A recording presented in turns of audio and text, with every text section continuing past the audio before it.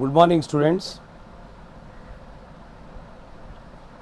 ಇವತ್ತು ನಾವು Bangalore university BCom 6ನೇ ಸೆಮಿಸ್ಟರು ಮತ್ತು BBA 6ನೇ ಸೆಮಿಸ್ಟರು ಸಬ್ಜೆಕ್ಟ್ ಇನ್ಕಮ್ ಟ್ಯಾಕ್ಸ್ 2, BBAಗೆ ಜಸ್ಟ್ ಇನ್ಕಮ್ ಟ್ಯಾಕ್ಸ್ ಅಂತ ಇದೆ. ಇದರ ಯೂನಿಟ್ ನಂಬರ್ 2, BComನವ್ರಿಗೆ ಯೂನಿಟ್ ನಂಬರ್ 2 ಇದೆ 6ನೇ ಸೆಮಿಸ್ಟರಿಗೆ.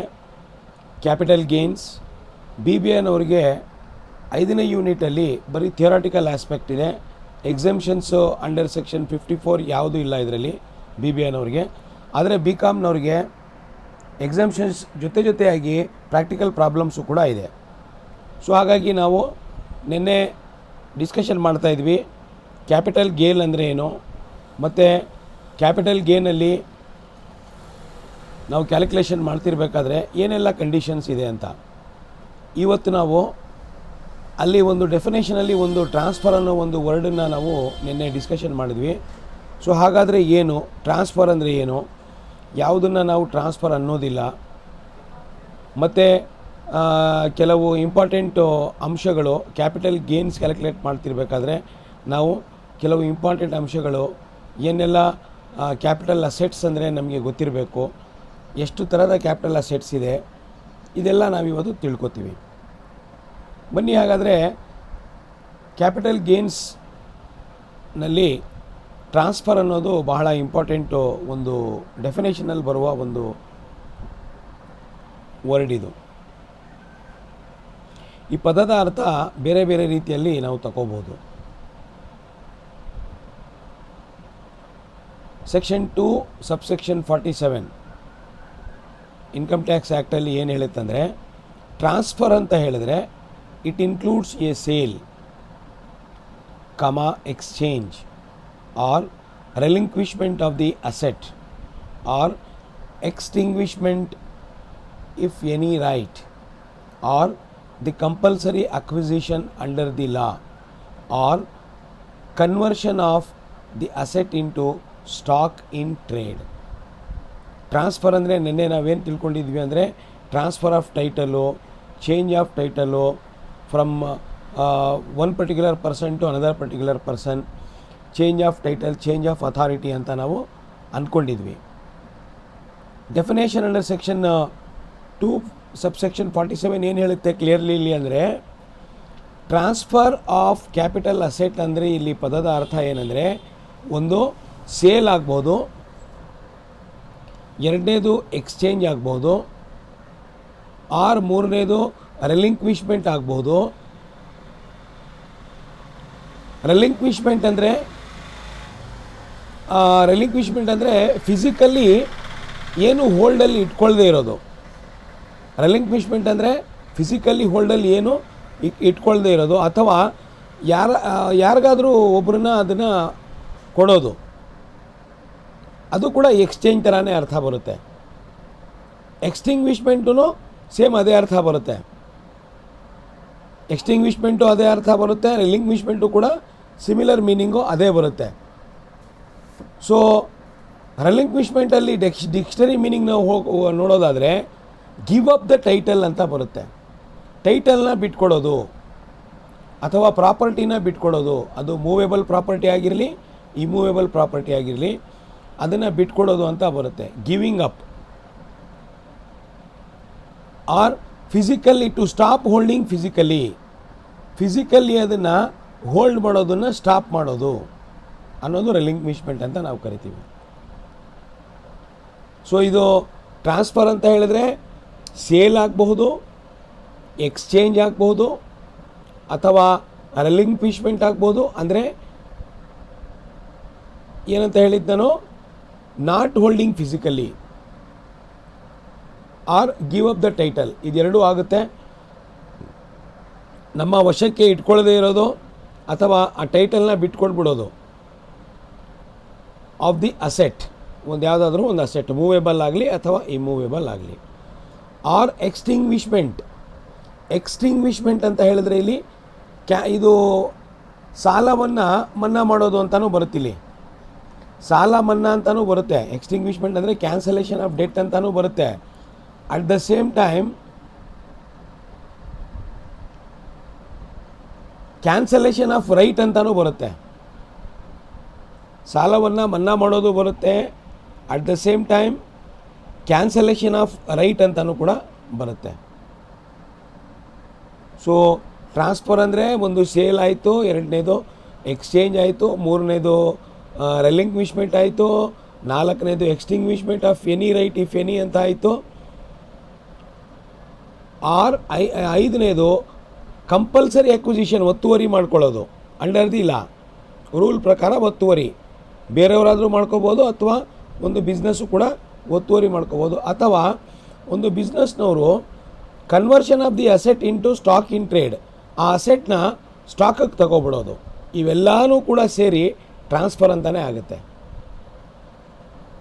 ಒಂದು ಸೇಲ್ ಮಾಡಿದ್ರು ಟ್ರಾನ್ಸ್ಫರ್ ಅಂತಲೇ ಕರಿತೀವಿ, ಎಕ್ಸ್ಚೇಂಜ್ ಆದರೂ ಕೂಡ ಅದು ಟ್ರಾನ್ಸ್ಫರ್ ಅಂತಲೇ ಕರಿತೀವಿ. ಅಥವಾ ಆ ಟೈಟಲ್ನ ಯಾರಾದರೂ ಬಿಟ್ಕೊಟ್ಬಿಟ್ರೆ ಅದು ಕೂಡ ಟ್ರಾನ್ಸ್ಫರ್ ಅಂತಲೇ ಕರಿತೀವಿ. ಅಥವಾ ಅದರ ಮೇಲೆ ಇರುವ ಸಾಲ ಮನ್ನಾ ಮಾಡೋದು ಆಗಲಿ, ಅಥವಾ ಅದ್ರ ಮೇಲೆ ಇರುವ ಅಥಾರಿಟಿ ಅಥವಾ ರೈಟ್ ಆಗಲಿ ಕ್ಯಾನ್ಸಲ್ ಮಾಡೋದಾಗಲಿ, ಆ ಥರ ಮಾಡಿದ್ರು ಕೂಡ ಟ್ರಾನ್ಸ್ಫರ್ ಅಂತಲೇ ಕರಿತೀವಿ. ಅಥವಾ ಆ ಒಂದು ಏನು ಮೂವೇಬಲ್ ಆ ರಿಮೂವೇಬಲ್ ಅಸೆಟ್ ಇದೆ ಅದನ್ನು ಕಾನೂನಾತ್ಮಕವಾಗಿ ಒತ್ತುವರಿ ಮಾಡ್ಕೊಳ್ಳೋದಾಗಲಿ ಅಥವಾ ಬೇರೆಯವರಿಗೆ ಒತ್ತುವರಿ ಮಾಡ್ಕೊಳ್ಳೋಕ್ಕೆ ಅನುಮತಿ ನೀಡೋದಾಗಲಿ, ಇದು ಮಾಡಿದ್ರೂ ಕೂಡ ಟ್ರಾನ್ಸ್ಫರ್ ಅಂತಲೇ ಕರಿತೀವಿ. ಅಥವಾ conversion of the asset into stock in trade, conversion of asset into stock in trade. So conversion of asset into stock in trade ಅಂದರೆ ಆ ಒಂದೇನೋ ಒಂದು ಪ್ರಾಪರ್ಟಿ ಇರುತ್ತೆ, ಆ ಪ್ರಾಪರ್ಟಿನ ನಾವು ಅಸೆಟ್ಟಿಗೆ ಟ್ರಾನ್ಸ್ಫರ್, ಇದು ಸ್ಟಾಕ್ಗೆ ಟ್ರಾನ್ಸ್ಫರ್ ಮಾಡಿಬಿಡೋದು. ಓಕೆನಾ? ಸೊ ಇದೆಲ್ಲನೂ ಪದದ ಅರ್ಥ ಟ್ರಾನ್ಸ್ಫರ್ ಅಂತ ನಾವು ಹೇಳ್ತೀವಿ. ಕ್ಯಾಪಿಟಲ್ ಅಸೆಟ್ ಭಾಳ ಇಂಪಾರ್ಟೆಂಟ್ ಇಲ್ಲಿ, ಮೂವೇಬಲ್ ಆ್ಯಂಡ್ ಇಮ್ಮೂವೇಬಲ್. ಇನ್ನೊಂದು ಸೆಕ್ಷನ್ 49 ಸಬ್ಸೆಕ್ಷನ್ 1ನಲ್ಲಿ ಏನು ಹೇಳ್ತಾರೆ ಅಂದರೆ, the following are not considered as transfer. ಇಲ್ಲಿ ಕೊಟ್ಟಿರುವ ಕೆಲವು ಲಿಸ್ಟ್ ಇದೆ, ಈ ಲಿಸ್ಟಲ್ಲಿ ಹೇಳೋ ಪ್ರಕಾರ ಟ್ರಾನ್ಸ್ಫರ್ ಇದು, ಟ್ರಾನ್ಸ್ಫರ್ ಇಲ್ಲ ಅಂತ ಹೇಳ್ತಾರೆ. ಯಾವ್ಯಾವುದು ಅಂತ ನೋಡೋಣ ಬನ್ನಿ. ಅಕಸ್ಮಾತ್ ಏನಾದರೂ ಒಂದು ಅಮಾಲ್ಗಮೇಷನ್ ಆದಾಗ ಒಂದು ಕಂಪನಿ ಇನ್ನೊಂದು ಕಂಪನಿ ಜೊತೆಯಲ್ಲಿ ಮರ್ಜ್ ಆದರೆ, ಅಮಾಲ್ಗಮೇಷನ್ ಆದರೆ, ಅಂತಹ ಸಂದರ್ಭದಲ್ಲಿ ಏನಾದರೂ ಅಸೆಟ್ಟು ಟ್ರಾನ್ಸ್ಫರ್ ಆದರೆ ಆ ಅಸೆಟ್ಟನ್ನು ನಾವು ಟ್ರಾನ್ಸ್ಫರ್ ಅಂತ ಕರೀಬಾರ್ದು, ಅದು ಕನ್ಸಿಡರು ಮಾಡೋದಿಲ್ಲ. ಯಾಕಂದರೆ ಒಂದು ಕಂಪ್ನಿ ಇನ್ನೊಂದು ಕಂಪ್ನಿ ಜೊತೆಯಲ್ಲಿ ವಿಲೀನ ಆಗ್ತಾ ಇರೋದ್ರಿಂದ ಅದರ ಅಸೆಟ್ಟು ಇದರ ಅಸೆಟ್ಟು ವಿಲೀನ ಆಗುತ್ತೆ. ಸೊ ಅದು ವಿಲೀನ ಆದಾಗ ಇದು ಸ್ಕೀಮ್ ಆಫ್ ಏನು ಹೇಳ್ತೀವಿ ನಾವು, ಈ ಅಮಾಲ್ಗಮೇಷನ್ ಏನಿದೆ, ಸ್ಕೀಮ್ ಆಫ್ ಅಮಾಲ್ಗಮೇಷನ್ ಆದಾಗ ಇದು ಟ್ರಾನ್ಸ್ಫರ್ ಏನಾಗುತ್ತೆ, ಆ ಟ್ರಾನ್ಸ್ಫರ್ ಅಂತ ನಾವು ಕರೆಯೋದಿಲ್ಲ ಇದಕ್ಕೆ. ಯಾಕಂದರೆ ವಿಲೀನ ಆಗ್ತಾ ಇದೆ, ಒಂದು ಕಂಪ್ನಿ ಇನ್ನೊಂದು ಕಂಪ್ನಿ ಜೊತೆಯಲ್ಲಿ ಒಂದೇ ಕಂಪ್ನಿಯಾಗಿ ಕನ್ವರ್ಟ್ ಆಗಿಬಿಡುತ್ತೆ ಮುಂದೆ ಹೋಗಿ, ಅದು ಮುಂದಿನ ದಿನಗಳಲ್ಲಿ. ಅಥವಾ ಲಿಕ್ವಿಡೇಷನು ಆಗ್ಬೋದು ಮುಂದಿನ ದಿನಗಳಲ್ಲಿ.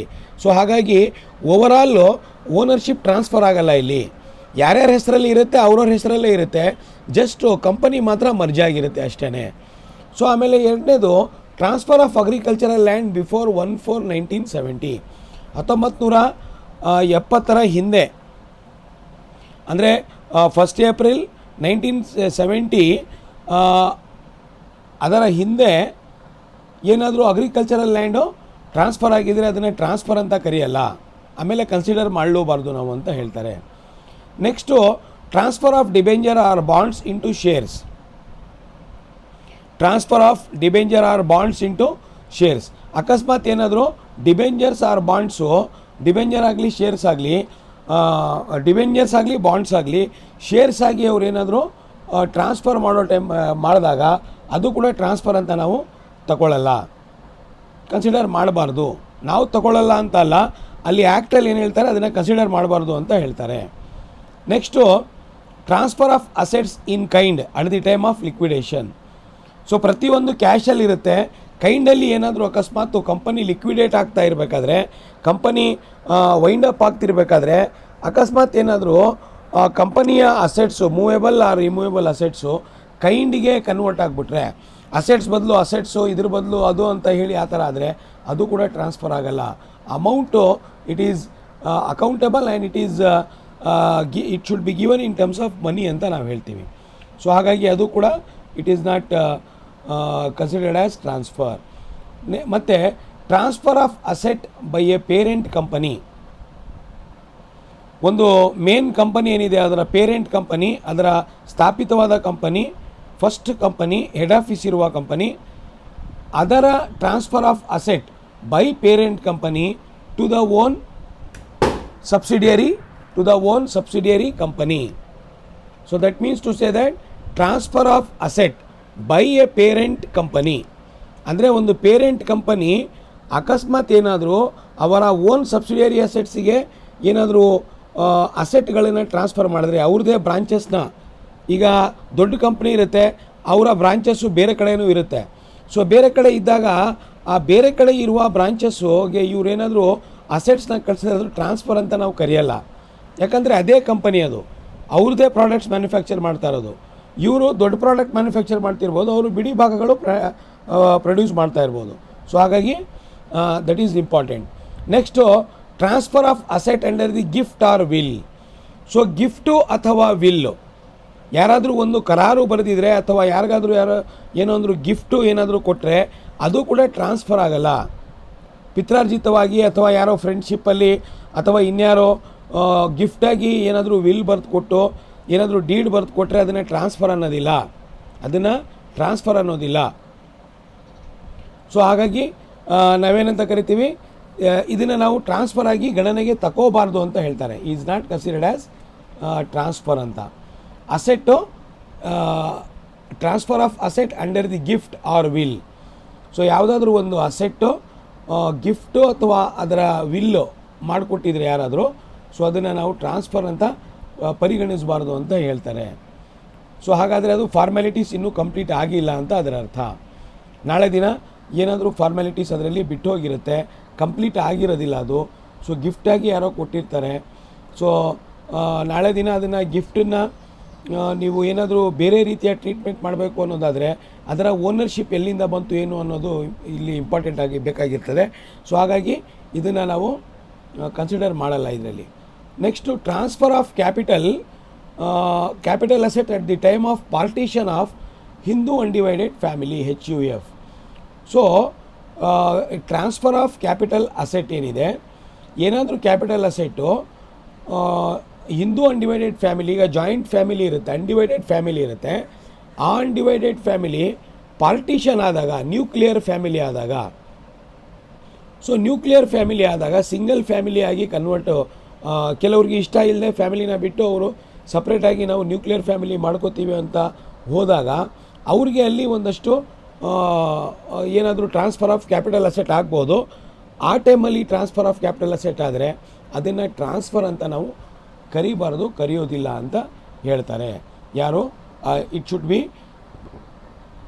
Keep in mind while considering whether it is a transfer or whether it is a sale ಅಂತ. So under section 49. ಅದೇ ರೀತಿ ನಾವು ಈಗ ಭಾಳ ಇಂಪಾರ್ಟೆಂಟ್ ಏನಂದರೆ, ನಾವು ಟ್ರಾನ್ಸ್ಫರು, ಎಕ್ಸ್ಚೇಂಜು, ಸೇಲು, ಎಕ್ಸ್ಟಿಂಗ್ವಿಷ್ಮೆಂಟು ಇದೆಲ್ಲನೂ ನೋಡ್ತಾ ಇದ್ದೀವಿ ನಾವು.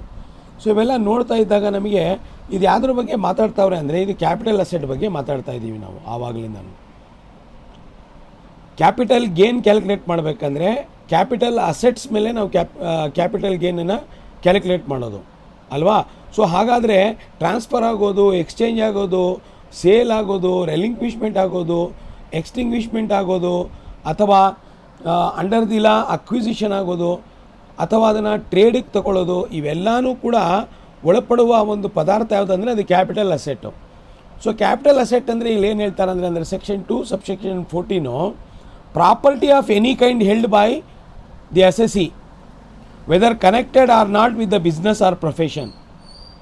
ಕ್ಯಾಪಿಟಲ್ ಅಸೆಟ್ ಅಂತ ಹೇಳಿದ್ರೆ ಒಬ್ಬ ಟ್ಯಾಕ್ಸ್ ಕಟ್ತಾ ಇರೋನ ಹತ್ರ ಯಾವುದೇ ಒಂದು ಪ್ರಾಪರ್ಟಿ ಆಫ್ ಎನಿ ಕೈಂಡ್, ಅದು ಯಾವುದಾದ್ರೂ ರೀತಿಯಲ್ಲಿರಲಿ, ಅದು ಬಿಸ್ನೆಸ್ಗೆ ಕನೆಕ್ಟೆಡ್ ಆಗಿರಲಿ ಅಥವಾ ಪ್ರೊಫೆಷನ್ಗೆ ಕನೆಕ್ಟೆಡ್ ಇರಲಿ ಅಥವಾ ಆಗದೇ ಇರಲಿ, ಯಾವುದೇ ಪ್ರಾಪರ್ಟಿ ಅವ್ರ ಹತ್ರ ಇದೆ ಅಂದರೆ ಅದನ್ನು ನಾವು ಕ್ಯಾಪಿಟಲ್ ಅಸೆಟ್ ಅಂತ ಕರಿತೀವಿ. ಅದರಲ್ಲಿ ಯಾವ್ದು ಬರ್ಬೋದು ಅಂದರೆ it includes all kinds of property. ಇದರಲ್ಲಿ ಎಲ್ಲ ಥರದ ಪ್ರಾಪರ್ಟಿ ಇದೆ. ಯಾವ್ದು ಅಂದರೆ ಮೂವೇಬಲ್ ಪ್ರಾಪರ್ಟಿ ಇದೆ, ಇಮ್ಮೂವೇಬಲ್ ಪ್ರಾಪರ್ಟಿ ಇದೆ, ಟ್ಯಾಂಜಿಬಲ್ ಪ್ರಾಪರ್ಟಿ ಇದೆ, ಇಂಟ್ಯಾಂಜಿಬಲ್ ಪ್ರಾಪರ್ಟಿ ಇದೆ. ಮೂವೇಬಲ್ ಅಂದರೆ ಒಂದು ಜಾಗದಿಂದ ಇನ್ನೊಂದು ಜಾಗಕ್ಕೆ ಹೋಗುವ property. Example laptop, example the interior decoration products like sofa sets, ಅಥವಾ ಮೊಬೈಲ್ ಫೋನ್ಸ್, ಅಥವಾ ಜ್ಯುವೆಲ್ಲರಿ, ಇವೆಲ್ಲ ಮೂವೇಬಲ್ಲು. ಇಮ್ಮೂವೇಬಲ್ ಅಂದರೆ ಒಂದು ಜಾಗ ಆಗಿರ್ಬೋದು, ಒಂದು ಮನೆ ಆಗಿರ್ಬೋದು, ಇವೆಲ್ಲನೂ ಕೂಡ ಇಮ್ಮೂವೇಬಲ್ಲು. ಟ್ಯಾಂಜಿಬಲ್ ಅಂದರೆ ಕಣ್ಣಿಗೆ ಕಾಣಿಸೋದು, ಇಂಟ್ಯಾಂಜಿಬಲ್ ಅಂದರೆ ಕೆಲವು ಇಂಟ್ಯಾಂಜಿಬಲ್ ಇರುತ್ತೆ ಪ್ರಾಡಕ್ಟ್ಸು. ಒಂದು ಟ್ಯಾಂಜಿಬಲ್ ಪ್ರಾಡಕ್ಟಲ್ಲಿ ಸುಮಾರು ಇಂಟ್ಯಾಂಜಿಬಲ್ ಸರ್ವಿಸಸ್ ಇರುತ್ತೆ. ಲೈಕ್ ಮೋಟರ್ ಕಾರ್, ನೋಡೋದಕ್ಕೆ ಕಾರ್ ಇರುತ್ತೆ, ಆದರೆ ಒಳಗೆ ಅದರ ಇಂಟೀರಿಯರ್ ಡೆಕೋರೇಷನ್ ಆಗಿರಲಿ, ಸೀಟಿಂಗ್ ಅರೇಂಜ್ಮೆಂಟ್ ಆಗಿರಲಿ, ಅದರ ಫೀಲ್ ಆಗಿರಲಿ, ಅದರ ಒಳಗಡೆ ಇರುವ AC ಆಗಿರಲಿ, ಅದರ ಏನು ಹೇಳ್ತೀವಿ ನಾವು ಅದರಲ್ಲಿ ಒಳಗಡೆ ಇರುವ ಸ್ಪೇಸ್ ಆಗಿರಲಿ, ಇಂಥದ್ದೆಲ್ಲ ಇಂಟ್ಯಾಂಜಿಬಲ್ಲು. ಇನ್ನೊಂದು ಅರ್ಥದಲ್ಲಿ ಇಂಟ್ಯಾಂಜಿಬಲ್ ಅಂದರೆ ಏನು ಬರುತ್ತೆ ಇಲ್ಲಿ, ಕಾಪಿರೇಟ್ ಆಗಿರ್ಬೋದು, ಗುಡ್ ವಿಲ್ ಆಗಿರ್ಬೋದು, ಅಥವಾ ನಾವೇನು ಹೇಳ್ತೀವಿ ಟ್ರೇಡ್ ಮಾರ್ಕ್ ಆಗಿರ್ಬೋದು, ಟೆಕ್ನಿಕಲ್ ನೋಹೋ ಆಗಿರ್ಬೋದು, ಇವೆಲ್ಲನೂ ಇಂಟ್ಯಾಂಜಿಬಲ್, ಕಣ್ಣಿಗೆ ಕಾಣಿಸಲ್ಲ. ಆದರೆ ಅದನ್ನು ವ್ಯಾಲ್ಯೂ ಮಾಡ್ತಾರೆ ಇನ್ ಟರ್ಮ್ಸ್ ಆಫ್ ಮನಿ. ಕಾಪಿರೇಟಿಗೆ ವ್ಯಾಲ್ಯೂ ಇದೆ, ಆಯಿತಾ, ಗುಡ್ ವಿಲ್ಗೆ ವ್ಯಾಲ್ಯೂ ಇದೆ. ಜಸ್ಟ್ ಒಂದು ಪೇಪರ್ ವ್ಯಾಲ್ಯೂ ಕೊಡ್ತಾರೆ ಅದಕ್ಕೆ, ಸೆಲ್ಫ್ ಜನರೇಟೆಡ್ ಗುಡ್ ವಿಲ್ಲು ಅಥವಾ copyright, trademark, they are all called as intangible assets. So movable ಇದ್ದಾವೆ, ಕೆಲವು ಇಮೂವೇಬಲ್ ಇದ್ದಾವೆ, ಅದರಲ್ಲಿ ಮತ್ತೆ ಕೆಲವು ಟ್ಯಾಂಜಿಬಲ್ ಇರ್ತವೆ, ಕೆಲವು ಇಂಟ್ಯಾಂಜಿಬಲ್ ಇರ್ತವೆ. ಸೊ ಇಲ್ಲಿ ಎಕ್ಸಾಂಪಲ್ಸ್ ಇಲ್ಲಿ ಸುಮಾರು ಇದ್ದಾವೆ, ನೀವು ನೋಡ್ತಾ ಹೋಗ್ಬೋದು. For example land and building, house property, vehicles, patents, trademark, leasehold rights, machinery, jewellery, shares, debentures ಅಥವಾ mutual units of mutual funds, securities held by FII as per the SEBI.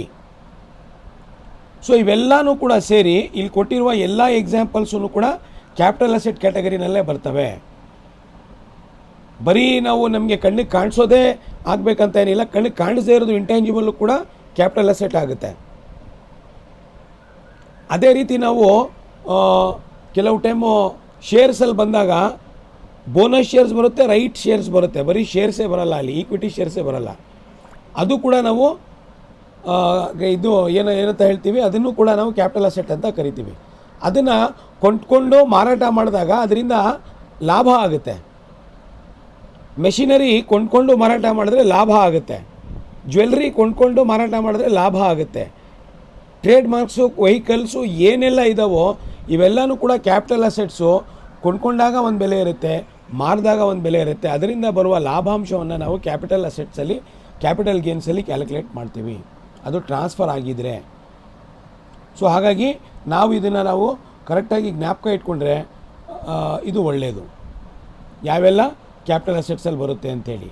ಮತ್ತು ಯಾವುದೆಲ್ಲ capital assets ಇಲ್ಲ ಅಂತ, not considered as capital assets, ನಾವು ಯಾವುದಕ್ಕೆ capital assets ಅನ್ನಬಾರ್ದು, ಇದು important. ಕೆಲವು 14 marks ಪ್ರಾಬ್ಲಮ್ಸಲ್ಲಿ ಏನು ಮಾಡ್ತಾರೆ, ಪರ್ಸ್ನಲ್ ಪ್ರಾಡಕ್ಟ್ಸ್ನ ಕೊಟ್ಬಿಡ್ತಾರೆ. ಏನಾದರೂ ಪರ್ಸ್ನಲ್ ಕಾರ್ ಕೊಡ್ಬೋದು, ಪರ್ಸ್ನಲ್ ಸ್ಕೂಟರ್ ಕೊಡ್ಬೋದು, ಟೆಲಿವಿಷನ್ ಕೊಡ್ಬೋದು, ರೆಫ್ರಿಜಿರೇಟರ್ ಕೊಡ್ಬೋದು, ಅಥವಾ ಪರ್ಸ್ನಲ್ ಲ್ಯಾಪ್ಟಾಪ್ ಇದ್ದರೆ ಕೊಡ್ಬೋದು. ಅದಕ್ಕೆ ಕ್ಯಾಲ್ಕುಲೇಷನ್ನೇ ಬರಲ್ಲ ಆ್ಯಕ್ಚುಲಿ, ಸುಮ್ಮನೆ ಅವರು ಕನ್ಫ್ಯೂಸ್ ಮಾಡೋಕ್ಕೆ ಕೊಟ್ಟಿರ್ತಾರೆ. ಅಕಸ್ಮಾತ್ ಅದು ಕೊಟ್ಟಿದ್ರೆ ನಾಟ್ ಟ್ಯಾಕ್ಸಬಲ್ ಅಂತ ಹಾಕಬೇಕಷ್ಟೇ ಹೊರತು ಅದಕ್ಕೆ ಕ್ಯಾಲ್ಕುಲೇಷನ್ ಪಾರ್ಟ್ ಏನೂ ಬರಲ್ಲ. ಆದರೆ ಕೊಡುವಾಗ ಎಲ್ಲ ರೀತಿಯ ಅದರಲ್ಲೂ ಕೂಡ ಅಮೌಂಟ್ ಕೊಟ್ಟಿರ್ತಾರೆ, ಯಾವಾಗ ಪರ್ಚೇಸ್ ಮಾಡಿದ್ದು, ಯಾವಾಗ ಸೇಲ್ ಮಾಡಿದ್ದು, ಸೇಲ್ ಮಾಡಿದಾಗ ಏನು ಅವ್ರಿಗೆ ಇದಾಯಿತು ಅದೆಲ್ಲ ಕೊಡ್ತಾರೆ, ಎಕ್ಸ್ಪೆಂಡಿಚರ್ ಆಯಿತು ಎಲ್ಲ ಕೊಡ್ತಾರೆ. ಆದರೆ ಕ್ಯಾಲ್ಕುಲೇಷನ್ ಮಾಡುವಾಗ ನಾವು ಏನು ಗಮನ ಇಟ್ಕೋಬೇಕಂದ್ರೆ ಅದೆಲ್ಲ ಕ್ಯಾಪಿಟಲ್ ಅಸೆಟ್ಸಾ ಅಂತ ನಾವು ಜ್ಞಾಪಕ ಇಟ್ಕೋಬೇಕು. ಕ್ಯಾಪಿಟಲ್ ಅಸೆಟ್ಸ್ ಯಾವುದು ಅಂತ ನಾವು ಮೇಲ್ಗಡೆ ಜಸ್ಟ್ ನೋಡಿದ್ವಿ ನಾವು ಅಲ್ವಾ, ಜಸ್ಟ್ ನಾವು ನೋಡಿದ್ವಿ ಕ್ಯಾಪಿಟಲ್ ಅಸೆಟ್ಸ್ ಯಾವುದೆಲ್ಲ ಬರ್ತದೆ ಅಂತ. ಯಾವುದು ಬರಲ್ಲ ಅಂತ ಇಲ್ಲಿದೆ. ಇದನ್ನು ನಾವು ನಮಗೆ ಯಾವುದು ಬರುತ್ತೋ ಯಾವುದು ಬರಲ್ವೋ ಇದು ಗೊತ್ತಾದರೆ ಕ್ಯಾಲ್ಕುಲೇಷನ್ ಮಾಡೋದು ಈಸಿ ಆಗುತ್ತೆ ನಮಗೆ. ಸೊ ಯಾವುದೆಲ್ಲ ಬರಲ್ಲ, ಯಾವುದೆಲ್ಲ ಕ್ಯಾಪಿಟಲ್ ಅಸೆಟ್ಸು ಶ್ರೇಣಿನಲ್ಲಿ ಬರೋದಿಲ್ಲ ಅಂದರೆ ಸ್ಟಾಕ್ ಇನ್ ಟ್ರೇಡ್. ಬಿಸ್ನೆಸ್ಗೆ ಡೇ ಟು ಡೇ ಬಿಸ್ನೆಸ್ಸಲ್ಲಿ ಯಾವುದಾದ್ರೂ ಸ್ಟಾಕ್ ಇಟ್ಟಿದ್ರೆ, ಯಾವ ಸ್ಟಾಕ್ ಇಟ್ಟಿರ್ತಾರೆ ಸಾಮಾನ್ಯವಾಗಿ, ಕನ್ಸ್ಯೂಮೇಬಲ್ಸು, ಫ್ಯೂಯಲ್ ಆಗಿರ್ಬೋದು, ಆಯಿಲ್ ಆಗಿರ್ಬೋದು, ಅರ್ಥ ಆಯ್ತಾ, ರಾ ಮೆಟೀರಿಯಲ್ಸ್ ಆಗಿರ್ಬೋದು. ಸೊ ಇವೆಲ್ಲದಕ್ಕೂ ಕೂಡ ಬಿಸ್ನೆಸ್ ಮಾಡೋದಕ್ಕೆ ಇಟ್ಟಿರ್ತಾರೆ, for the purpose of doing A business. ಇದು ಇಲ್ಲ ಅಂದರೆ ಬಿಸ್ನೆಸ್ಸು ಅಥವಾ ಪ್ರೊಫೆಷನ್ ಮಾಡೋಕ್ಕಾಗಲ್ಲ. So any kind of stock in trade ಅಂತ ಏನಾದರೂ ಬಂದಾಗ ಅದರಲ್ಲೂ ಕೂಡ ಕನ್ಸ್ಯೂಮೇಬಲ್ಸು, ರಾ ಮೆಟೀರಿಯಲ್ಸು ಈ ಥರ ಏನಾದರೂ ಕೊಟ್ಟರೆ ಅದು ನಾವು ಕ್ಯಾಪಿಟಲ್ ಅಸೆಟ್ ಅಂತ ತಗೋಬಾರ್ದು. It is one of the component of current asset. ಅದು ಕ್ಯಾಪಿಟಲ್ ಅಸೆಟ್ ಅಲ್ಲ, ಕರೆಂಟ್ ಅಸೆಟ್ ಅದು. ಹಾಗಾಗಿ ಅದು ಒಂದು ಬರೋದಿಲ್ಲ. ಎರಡನೇದು ಪರ್ಸನಲ್ ಇಫೆಕ್ಟ್. ಪರ್ಸನಲ್ ಅನ್ನೋ ಒಂದು ವರ್ಡ್ ಇರುತ್ತೆ, ಅಥವಾ ಅಸೆಸಿ ಆದವನು ಅವನ ಹತ್ರ ಇದು ಪರ್ಸ್ನಲ್ಲಾಗಿ ಇವನು ಯೂಸ್ ಮಾಡ್ಕೋತಾನೆ ಅಂತ ಅದರಲ್ಲಿ ಬರ್ಬೋದು. ಕೆಲವೊಮ್ಮೆ ಪರ್ಸ್ನಲ್ಲಾಗಿ ಯೂಸ್ ಮಾಡೋದು ಏನಾಗಿರ್ಬೋದು, personal goods such as wearing apparel. Apparel ಅಂತ ಹೇಳಿದ್ರೆ ಏನಾದರೂ ಆಭರಣಗಳು, ಜ್ಯುವೆಲ್ರಿ ಅಂತ ಇಲ್ಲ ಇಲ್ಲಿ, wearing apparel. For example wrist watch ಆಗಿರ್ಬೋದು, ಕಾರ್ ಆಗಿರ್ಬೋದು, ಸ್ಕೂಟರ್ ಆಗಿರ್ಬೋದು, ಟಿ ವಿ ಆಗಿರ್ಬೋದು. ಪರ್ಸನಲ್ ಎಲ್ಲ ಪರ್ಸನಲ್ ಅಂತಲೇ ಇರುತ್ತಲ್ಲಿ. ಪರ್ಸನಲ್ ರೆಫ್ರಿಜಿರೇಟರು ಅಥವಾ residential refrigerator, musical instrument, personal musical instrument, personal generator, ಮನೆಯಲ್ಲಿರುವ generator, personal furniture, held for the purpose of personal use. ನೋಡಿ ಅಲ್ಲಿ ಕ್ಲಿಯರ್ ಕಟಾಗಿ ಕೊಟ್ಟಿದ್ದಾರೆ ಪರ್ಸನಲ್ ಯೂಸ್ ಅಂತ. ಪರ್ಸನಲ್ ಯೂಸ್ ಅಂತ ಬಂದಾಗ ಅದನ್ನು ನಾವು ಕ್ಯಾಪಿಟಲ್ ಅಸೆಟ್ ಅಂತ ಕನ್ಸಿಡರ್ ಮಾಡೋದಿಲ್ಲ. ಸೇಲ್ ಮಾಡೋದಕ್ಕೆ, ಅದರಿಂದ ವ್ಯಾಪಾರ ಮಾಡಿ ದುಡ್ಡು ಮಾಡಿ ನಾವು ಆದಾಯ ಗಳಿಸ್ಕೊಳ್ಳೋದಕ್ಕೆ ಮಾತ್ರ ನಾವು ಕ್ಯಾಪಿಟಲ್ ಅಸೆಟ್ ಅಂತ ಕರಿತೀವಿ. ಶೇರ್ಸು ಮನೆಯಲ್ಲಿ ಇಟ್ಕೊಳ್ಳೋಕ್ಕೆ ಪರ್ಸನಲ್ ಯೂಸ್ಗೆ ತಗೊಳ್ಳಲ್ಲ. ಶೇರ್ಸ್ ಯಾರು ಅಷ್ಟೇ ಮನೆಯಲ್ಲಿ ಯೂಸ್ ಮಾಡೋದಕ್ಕೆ ತಗೊಳ್ಳಲ್ಲ. ಒಂದು ಕಾಪಿ ರೇಟ್ ಏನಾದರೂ ಮಾಡಿಸಿದ್ರೆ ಆ ಮನೆಯಲ್ಲಿ ಇಟ್ಕೊಂಡು ಅದರಿಂದ ನನಗೆ ಪರ್ಸನಲ್ ಯೂಸ್ಗೆ ಅಂತ ಯಾರು ಇಟ್ಕೊಳ್ಳಲ್ಲ. ಬಿಸ್ನೆಸ್ ಪರ್ಪಸ್ಗೆ ತಗೊಳ್ಳೋದು ಅದು. ಬೈಯಿಂಗ್ ಆ್ಯಂಡ್ ಸೆಲ್ಲಿಂಗು, ಅದರಿಂದ ಲಾಭ ಮಾಡ್ಕೊಳ್ಳೋಕೆ. ಒಂದು ಜಾಗ ತಗೊಂಡ್ರೆ ಮಾರಾಟಕ್ಕೆ ತಗೋತಾರೆ, ಅವರೇ ಯೂಸ್ ಮಾಡ್ಕೊಳ್ಳೋಕೆ ತಗೊಳ್ಳಲ್ಲ ಸಾಮಾನ್ಯವಾಗಿ ಆ ರಿಯಲ್ ಎಸ್ಟೇಟ್ ಬಿಸ್ನೆಸ್ಸಲ್ಲಿರೋರು. ಅದೇ ರೀತಿ 1977ನ 6.5% gold bonds, 7% gold bonds, national defence gold bonds, 1980 issued by central government. So gold bonds ಅಂತ ಎಲ್ಲೆಲ್ಲಿ ಬರ್ತಾ ಇದೆ ಅಲ್ಲಿ 1977ರಿಂದ ಹಿಡಿದು 80ರವರೆಗೂ ಗೋಲ್ಡ್ ಬಾಂಡ್ಸ್ ಏನಿದೆ, ಇವೆಲ್ಲ ಗೋಲ್ಡ್ ಬಾಂಡ್ಸು ಕೂಡ ಅದು ಕ್ಯಾಪಿಟಲ್ ಅಸೆಟ್ ಅಲ್ಲ. ಆ ದಶಕದಲ್ಲಿ 77ರಲ್ಲಿ ಮತ್ತು 80ರಲ್ಲಿ ಅದು ಡಿಸ್ಟ್ರಿಬ್ಯೂಟ್ ಆಗಿದ್ದು ಕ್ಯಾಪಿಟಲ್ ಅಸೆಟ್ಟು ಅಲ್ಲ. ಅದು ಆವಾಗೇನಾದರೂ ತಗೊಂಡಿದ್ರೆ ಯಾರಾದರೂ ಒಬ್ಬರು, ಅಂಥವ್ರು ಭಾಳ ಜನ ಇರ್ತಾರೆ. ನೆಕ್ಸ್ಟು ಸ್ಪೆಷಲ್ ಬೇರರ್ ಬಾಂಡ್ಸ್ ಅಂತ ಒಂದು ಬರುತ್ತೆ. ಸ್ಪೆಷಲ್ ಬೇರರ್ ಬಾಂಡ್ಸ್ ಒಂದು ವಿಶೇಷ ಬೇರರ್ ಬಾಂಡೇ ಇರುತ್ತೆ, ಆದರೆ ಬೇರರ್ ಬಾಂಡು ಮೇಲ್ಗಡೆ ಕ್ರಾಸ್ ಮಾಡಿರ್ತಾರೆ, ಅವ್ರ ಹೆಸರೇನಾದರೂ ಬರೆದಿರ್ತಾರೆ, ಅದು ವಿಶೇಷವಾಗಿರುತ್ತೆ. ಅಂತಹ ಬೇರರ್ ಬಾಂಡ್ಸು ಕೂಡ ಕ್ಯಾಪಿಟಲ್ ಅಸೆಟ್ಟು ಆಗಲಿಕ್ಕೆ ಸಾಧ್ಯ ಇಲ್ಲ. ಆಮೇಲೆ gold deposit bonds issued under the gold deposit scheme 1999. So 1999ನಲ್ಲಿ ಗೋಲ್ಡ್ ಡೆಪಾಸಿಟ್ ಬಾಂಡ್ ಏನಾದರೂ ಇಶ್ಯೂ ಮಾಡಿದರೆ ಆ ಒಂದು ಗೋಲ್ಡ್ ಡೆಪಾಸಿಟ್ ಬಾಂಡು ಕೂಡ ಇದು ಕ್ಯಾಪಿಟಲ್ ಅಸೆಟ್ಗೆ ಗಣನೆಗೆ ನಾವು ತಗೊಳ್ಳೋದಿಲ್ಲ. ಸೊ ಹಾಗಾಗಿ ಇಷ್ಟೆಲ್ಲ ನಾವು ಗಣನೆಗೆ ತಗೊಳ್ಳಲ್ಲ. ಸೊ ಒಂದು ಯಾವುದು ತಗೊಳ್ತೀವಿ ಅಂತ ಇದೆ ಮತ್ತು ಇನ್ನೊಂದು ಯಾವುದು ತಗೊಳ್ಳಲ್ಲ ಅಂತ ಇದೆ. ಇವೆರಡೂ ಕೂಡ ನಾವು ಆ್ಯಕ್ಚುಲಿ ಅರ್ಥ ಮಾಡ್ಕೋಬೇಕಾಗತ್ತೆ. ಇವೆರಡೂ ಕೂಡ ನಾವೇನು ಮಾಡಬೇಕು, ಅರ್ಥ ಮಾಡ್ಕೋಬೇಕಾಗತ್ತೆ. ಅರ್ಥ ಮಾಡಿಕೊಂಡು ನಾವು ಜಸ್ಟ್ ಒಂದು ಸ್ವಲ್ಪನೇ ಇರೋದು, ಒಂದು 5 ಇದಿದ್ದಾವೆ, ಒಂದಷ್ಟು ಅಲ್ಲಿದೆ. ನೀವು ಒಂದಷ್ಟು ಪಾಯಿಂಟ್ಸ್ನ ನೀವು ಜ್ಞಾಪಕ ಇಟ್ಕೊಂಡ್ರೆ ನನ್ನ ಪ್ರಕಾರ ಇದು ಕ್ಯಾಪಿಟಲ್ ಅಸೆಟ್ ಯಾವುದು, ಕ್ಯಾಪಿಟಲ್ ಅಸೆಟ್ ಯಾವುದಿಲ್ಲ ಅಂತ ನಿಮಗೆ ಗೊತ್ತಾದರೆ ಡೆಫಿನೆಟ್ಲಿ ನೀವು ಇದನ್ನು ಗುರುತಿಸ್ಕೊಂಡು ಪ್ರಾಬ್ಲಮ್ ಮಾಡ್ತಾ ಹೋಗ್ಬೋದು. ಇಲ್ಲಾಂದರೆ ಸಾಮಾನ್ಯವಾಗಿ ಏನಾಗುತ್ತೆ, ಕೆಲವು ಪರ್ಸ್ನಲ್ ಜ್ಯುವೆಲ್ರಿ ಕೊಟ್ಟಾಗ ಅದನ್ನು ಕ್ಯಾಲ್ಕುಲೇಷನ್ ಮಾಡೋಕ್ಕೆ ಬಿಡ್ತಾರೆ ಮಕ್ಕಳು. ಸೊ ಅಲ್ಲಿ ತಪ್ಪಾಗ್ತವೆ. So dear students, today we are going to discuss the Bangalore University 6th semester BCom and 6th semester BBA subject income tax. In this subject we are going to discuss unit number 2 capital gains. For 6th semester BCom it is 2nd unit and for 6th semester BBA it is 5th unit. For BCom, as I told you in the last class, both theory and practical aspects are there in the syllabus. For BBA only theoretical aspects of capital gains are there. So for BBA only theory part except exemptions. Even exemptions are also not there in the theory part for BBA 6th semester. So last class we were having a discussion about the meaning of capital gain. When we were discussing about capital gain, we used the word transfer yesterday. So today we have to analyze what is transfer and what are the other meanings which comes under transfer and what is not considered as transfer and other rest of the things. So dear students, according to section 2 subsection 47 of Income Tax Act, transfer of capital asset means and includes, you can see on the screen, a sale. Sale means exchange of ownership, exchange or relinquishment of the asset. Relinquishment of the asset means what? Not holding physically or giving up the title. Or extinguishment. Extinguishment means there are two meanings in this: cancellation of authority, cancellation of debt. You can take it in whatever way. When the capital assets authority is cancelled and it is given to someone else, when the cancellation of debt takes place about one asset, movable or immovable, tangible or intangible, for such particular thing also we call as transfer. And if there is any compulsory acquisition under the law, for that also we can make use of the term transfer. At the same time, if the capital asset is converted as a stock in trade, at that time also it can be considered as transfer. So there are 5 meanings for transfer here. We should not stick on to only one meaning of transfer here. It is clearly stated in the section that transfer here means sale, exchange, relinquishment, extinguishment, acquisition, conversion. So these are the 5 important points that we come across in the definition. So I hope that you understood this. Now what is not considered as transfer? There are the list of things which are not considered as transfer we can see here under section 49 subsection 1. Why we need to know this? We need to know this because when we are making a calculation for capital gains, if we come across these things, no, we should not consider because they are not considered as transfer. So transfer of asset in a scheme of amalgamation.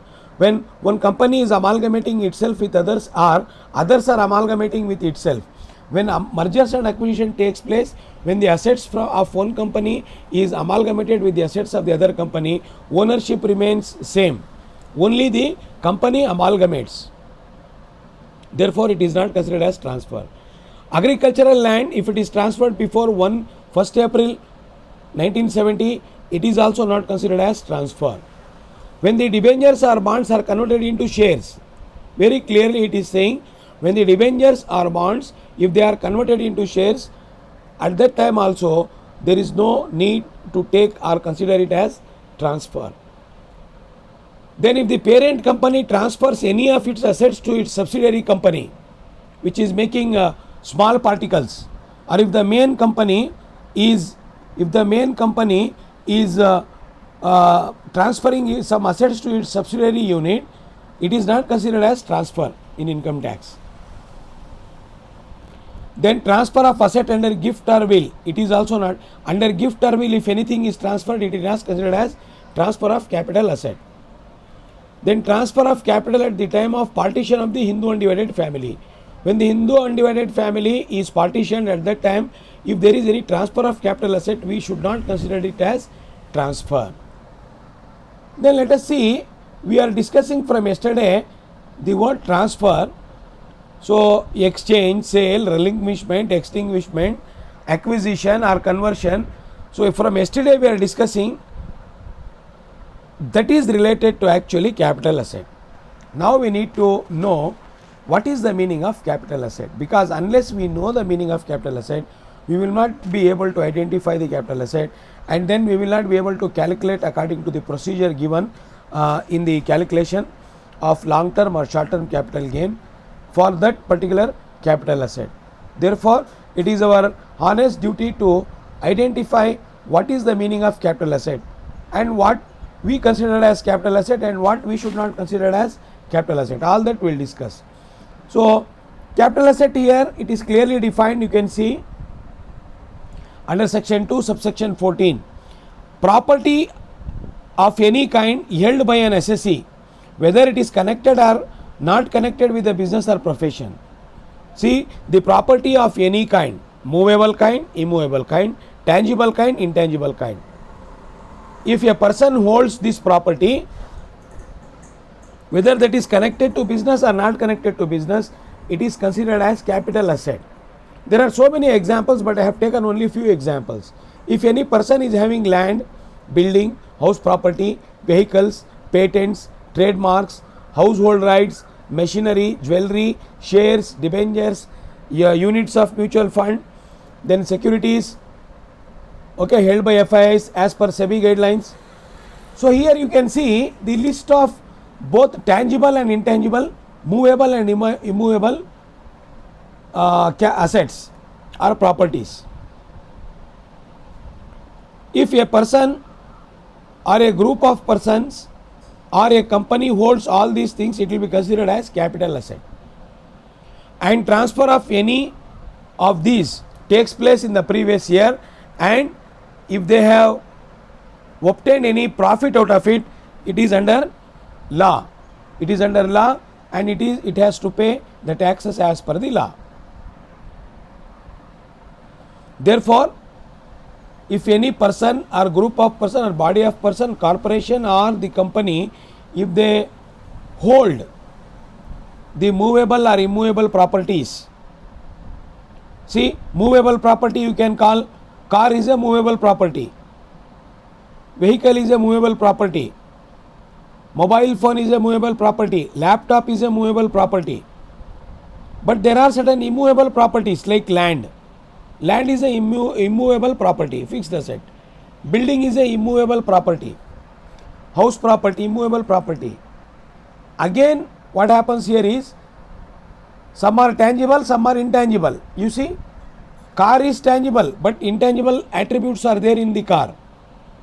Like, if you see the car, you can see the car, tangibility of the car, but the feel of the car inside, interior decoration of the car, AC of the car, okay, the seating arrangement of the car, the what do you call as the power steering, the power glasses, or so many other attributes inside the car, you can see they are all considered as the intangible attributes.